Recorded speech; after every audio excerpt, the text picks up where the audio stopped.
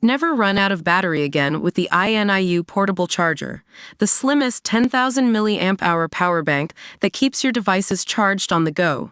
Stay powered up wherever you go. Click the link in the video description to shop now on Amazon. What's behind Google's latest move to bring end-to-end encryption to Gmail for business users? In a bid to simplify secure communication, Google has unveiled a new feature that promises to make it easier for organizations to comply with security and privacy regulations. But as we dug deeper into the details, we discovered that it may not be true E2EE after all. So let's break it down. When Google talks about end-to-end encryption, or E2EE, they mean that an email is encrypted inside your browser, Chrome, Firefox, or any other browser you choose to use. As the message makes its way to its destination, it remains encrypted and can't be decrypted until it arrives at its final destination, where it's decrypted in the recipient's browser. The big selling point of this new feature is that it allows government agencies and businesses to comply with a raft of security and privacy regulations while eliminating the headaches that traditionally plagued organizations deploying regulation-compliant email systems. The current standard, SMIME, requires each sender and receiver to have an X509 certificate issued by a certificate authority. That means obtaining, distributing, and managing these certificates in a secure manner takes time, money, and coordination. Google's new feature abstracts away this complexity. Instead of having to obtain and install certificates, you can just draft an email, click a button that turns on the feature, and hit send.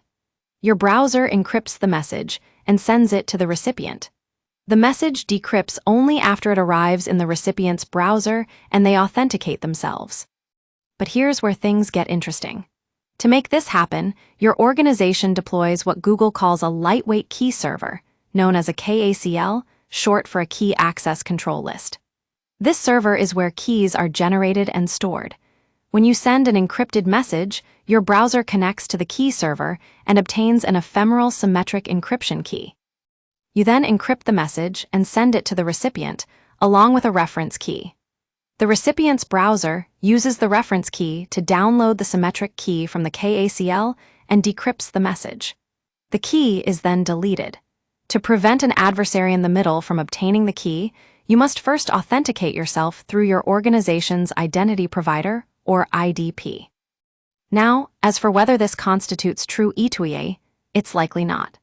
According to stricter definitions commonly used in the privacy and security community, true E2EA means that only the sender and the recipient have the means necessary to encrypt and decrypt the message.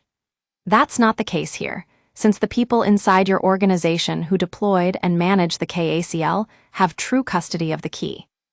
So, what does this mean for consumers? Unfortunately, it means this feature is not suitable for anyone who wants sole control over the messages they send. If you're looking for end-to-end encryption that puts you in complete control, you might want to keep looking. But if you're part of an organization that must comply with onerous regulations mandating end-to-end encryption, this new feature from Google Trends Hub could be a game changer. It's worth noting that Google says the actual encryption and decryption process occurs on the end-user devices, not on the organization's server or anywhere else in between. However, this raises concerns about the security of sensitive communications. As privacy advocates, take note. This new feature is definitely worth paying attention to, but it's essential to understand its limitations before jumping on board.